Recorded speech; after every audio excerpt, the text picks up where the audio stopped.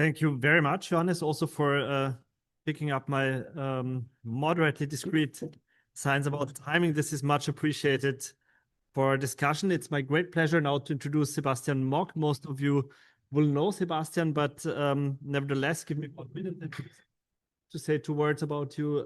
Sebastian Mock is based at Wirtschaftsuniversität in Vienna. He too was based in Hamburg for a number of years. We overlapped there, and it's equally just as with Johannes, for me, in any case, personally, a pleasure to see that you are in Austria now too.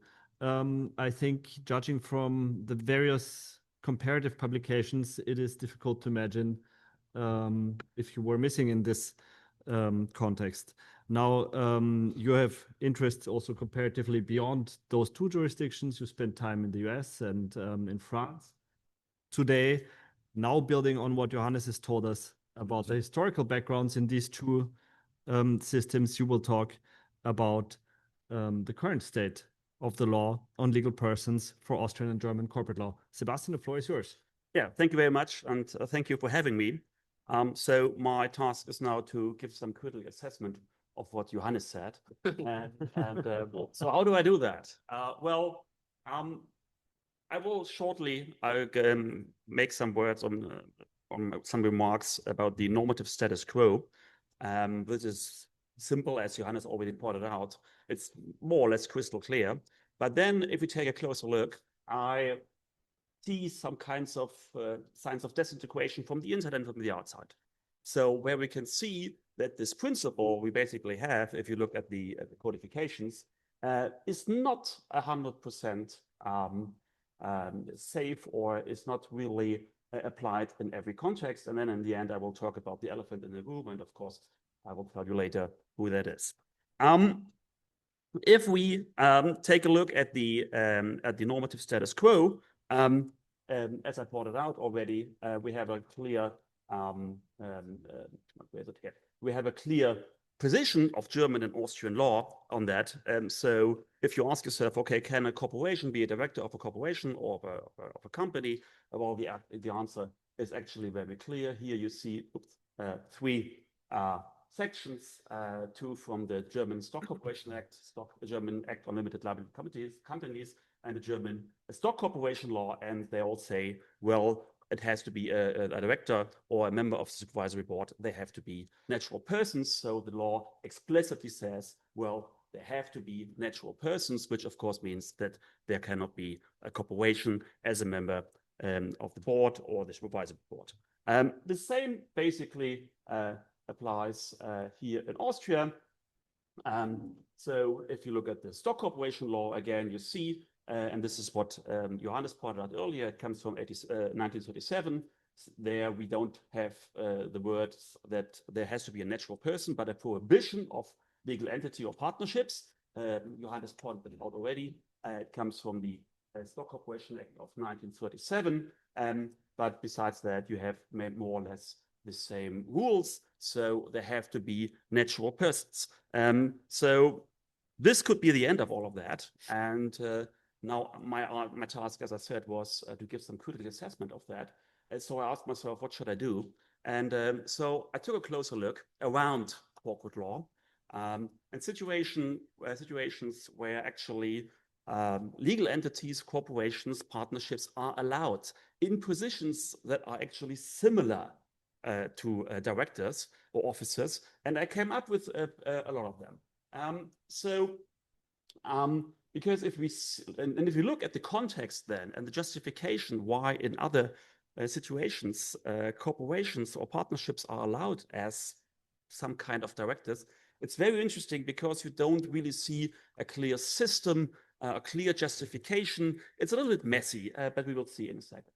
So first we take a look from the inside. So where does corporate law actually allow officers, directors being a corporation? So of course we first have to take a look at the European company, Societas Europaea. Article 47 of the SE regulation actually allows that explicitly. It says, so the Article of Association of the SE may provide that a company or other legal person may be a member of a body.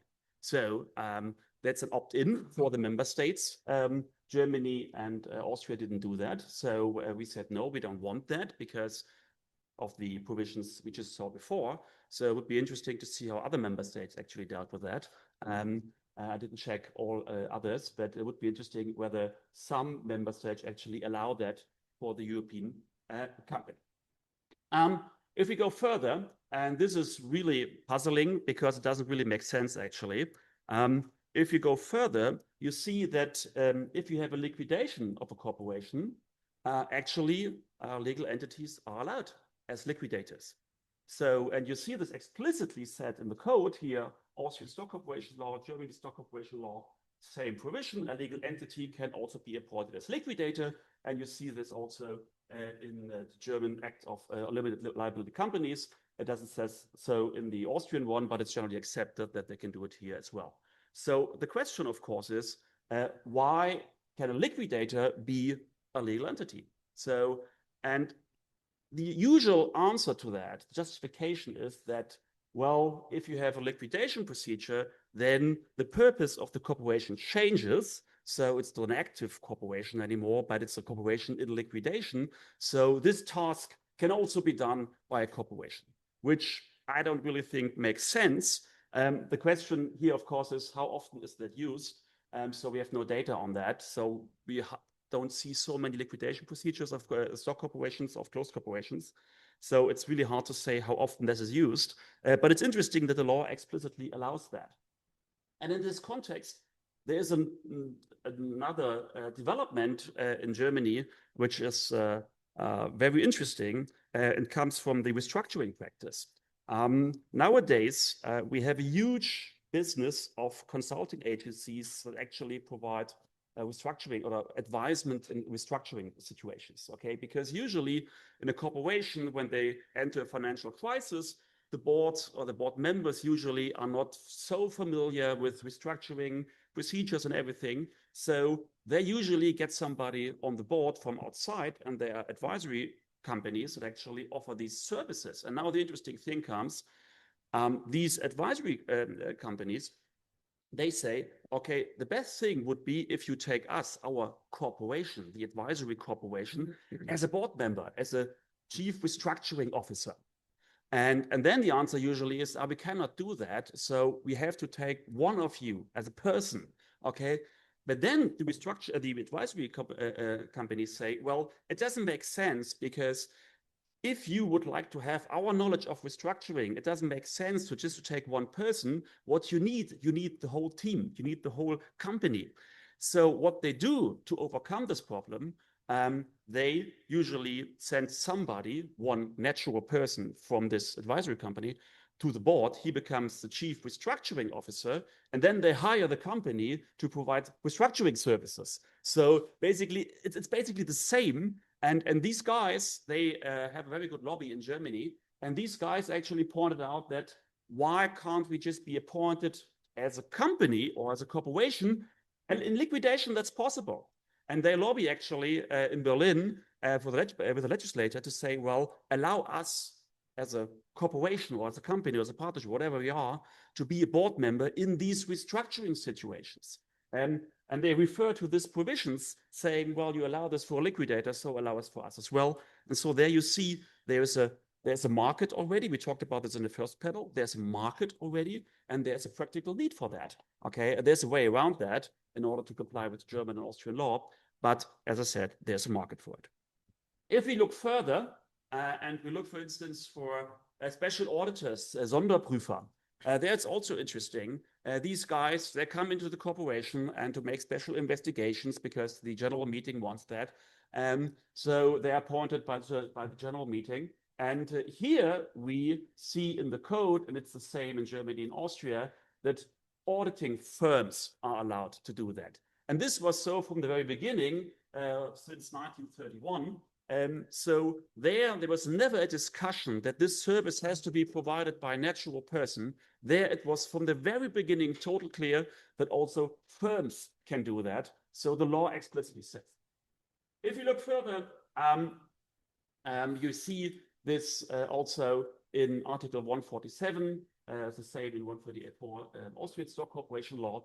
The general meeting can also appoint a special representative in order to bring in claims for the corporations against board members. And here the question also comes up, this special representative, does it have to be a natural person or can it be a corporation? And it's unclear. So some people claim, well, we have to apply the rules for the board also for these special representatives, so we cannot appoint any corporations. And as far as I see, in all the cases where a special representative was appointed, it never went for a corporation.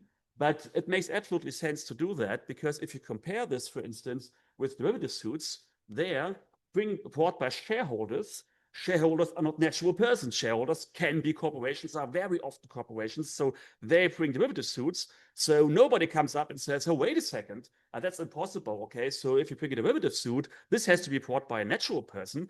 It's absolutely clear that a corporation can do that. So it makes total sense that also in this case, a special representative can be a corporation. And there's a discussion on that. There's a paper, it's only in German, a very good paper where these two guys here discuss that. If we look further, we have to mention the mysterious GmbH und Co. KG, this very strange concept of the German law, where you have a limited partnership consisting of a partner with limited liability. This can be anybody, can be corporations, natural persons, whoever. And then we have to have at least one partner with unlimited personal liability. And German law allows, since the, Johannes, correct me, 1920s, allows that since Second World War, I think it was, allows that this partner with unlimited personal liability can be actually close corporation. Okay, so that's why we call it GmbH und Co. KG. And so the partner who actually runs the business is a corporation. Okay, so one could say, well, isn't that evidence that you actually allow corporations to be directors or officers of businesses? Well, not really. Why? Because if you take a closer look and you ask yourself, okay, if this director runs the business for this close corporation and in this position also for the limited partnership, and he's doing something wrong, and the limited partnership asks for damages against the director, and how does this work? Well, the answer would be, well, the director is liable to the close corporation, the close corporation is liable to the limited partnership. Well, this is not a sufficient answer, and never was, for the Federal Court of Justice. They first came up with the idea saying, well, this director makes a contract with the close corporation to run the business, and the limited partnership is included in this contract.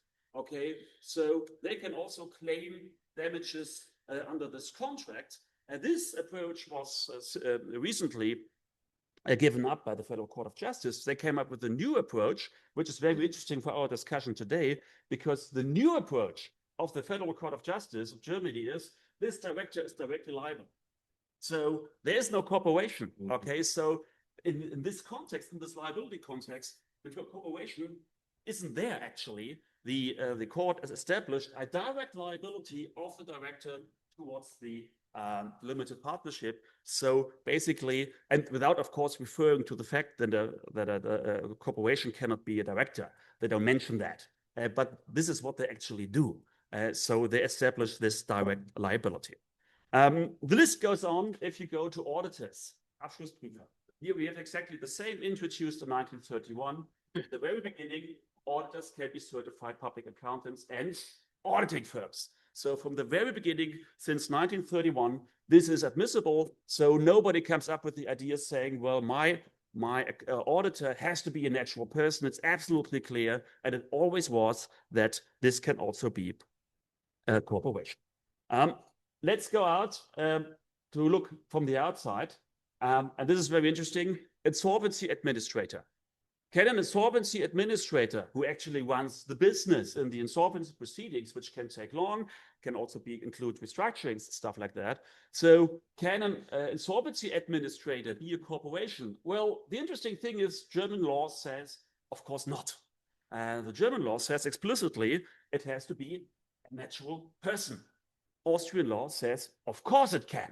Austrian law says a legal entity, and this is a very interesting piece of regulation, a legal entity or registered partnership may also be appointed as a insolvency administrator. And then the interesting thing comes. It must inform the court who will represent it in the administration of the insolvency proceedings. So they fine with the fact that there's a legal entity, but they want somebody they can talk to. Okay, this is what this provision basically says. And the interesting thing is, if you take a look at the German law, there are actually a lot of people fighting that that also legal entities can be appointed as insolvency administrators. And we have two decisions recently, or not so old, from 2013, the Federal Court of Justice, where insolvency administrators claimed I'm a corporation, or we have a corporation, and the corporation should be appointed, although the law doesn't allow that. So that's unconstitutional. Federal Court of Justice said no. They went on to the Constitutional Court, and the Constitutional Court said, no, it's fine. The interesting thing is these guys bringing these cases now to the European Court of Justice because they claim, well, if an Austrian insolvency legal entity wants to be an insolvency administrator in Germany, they cannot do that. Isn't that a violation of fundamental rights? For the sake of time, if we go on, we see also in Austrian law, for instance, here, in Austrian banking law, a supervisor can also be a legal entity. There, the law also explicitly says that a legal entity can act as a supervisor. If we go on and take a look at the German Bond Act, there the bondholders can appoint a joint representative, and this joint representative can also be a legal entity. And recently, the Federal Court of Justice said, including a foreign legal entity. So basically, any legal entity around the world can act as a joint representative, and nobody claims, well, it has to be a natural person because this person represents the bondholders, where there it is crystal clear. Last point. Before I come to the end, what about the elephant? What's the elephant in the room? We are here in Austria, and as Walter pointed out, I'm German origin. So if we talk about German Austrian law, we have to talk about, of course, group law. If we allow legal entities as officers or directors, what about group law? And because in group law, our approach is not only ownership, but control. And so if you allow legal entities as directors running the corporation, then whoever controls the legal entity running the corporation might be considered as actually running the corporation. So you have to have an answer to that if you allow that, how to deal with group law. And my last point, it's an interesting discussion. It's basically the total other way around what we discuss here today, and there's an intense discussion on that. If you look at the definition of a group in Germany and Austria, there's a very interesting question whether, when we talk about a shareholder who actually controls a corporation, the question now is if this whole group law thing applies only if the shareholder is the corporation itself, or whether the shareholder is a natural person. And there are a lot of people still today claiming, well, if the shareholder is a natural person, then group law doesn't apply. Okay, group law only applies if the shareholder who actually controls the corporation is itself a corporation, partnership, a limited company, whatever. So does it make sense? Well, it does, of course, not make sense. What's the problem with that? Well, if you say that if the shareholder is a natural person and the whole group law things applies to the natural to corporations controlled by natural persons, then you have a problem with limited liability.